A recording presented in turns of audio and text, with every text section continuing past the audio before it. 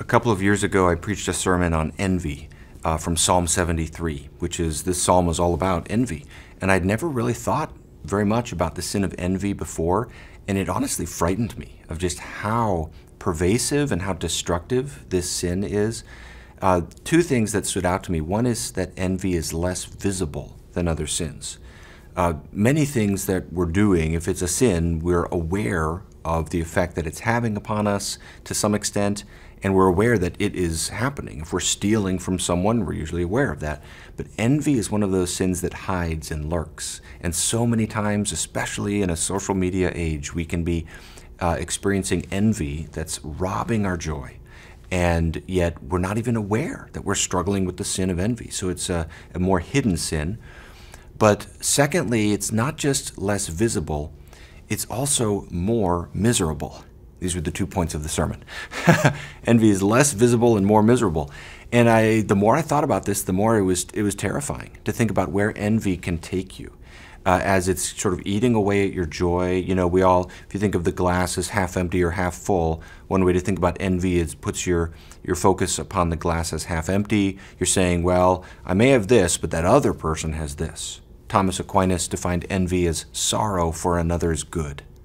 So it's almost the exact opposite of love or charity, which is, love says, I'm happy when you're happy, and I'm sad when you're sad.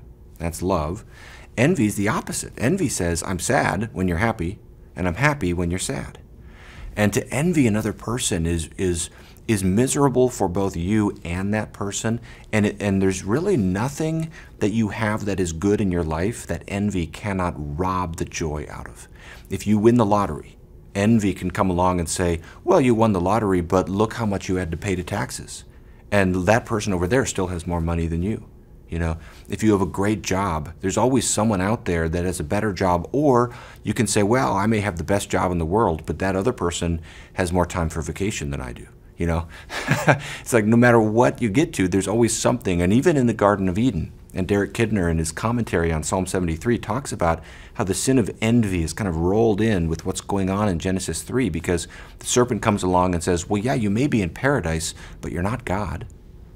And even there, even when you're surrounded in a perfect paradise, the sin of envy is possible. In fact, the way I put it in the sermon is, there's no heaven that envy cannot turn into hell. Because no matter what you have, you can always say, yeah, but I don't have that. I'm not God. And this is, of course, I think envy's right in there with pride, as very close to the very heart of all sin. So it is helpful to draw our attention to envy and to consider, where may I be struggling with envy? And it's a wonderful thing, too, as we soak our hearts in the love of Jesus, we let that go, we fill our heart.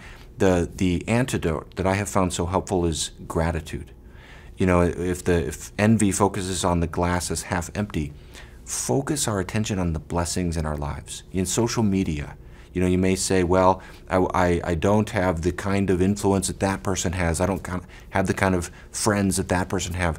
Let me be so grateful for every bit that I do have. Let my focus be there. Let me just try to steward what I do have. When you're tempted to think about your neighbor or your friend who has something you don't have, recall your focus upon the blessings in your life. Practice intentional gratitude. As you're driving to work in the morning, you have time to think. Just recount. This is a practice I started doing a couple of years ago. Whenever I'm in my car, I just start counting my blessings. And what's always amazing is how many there are and how easy it is to overlook them. That glass is very half full. I have so many things to be grateful for. Most of us do. We can just start with the air we're breathing. Every breath is a gift from God. And then we just go through, and there's so much to be grateful for. And gratitude is such a powerful tool that we have to fight against envy in our lives.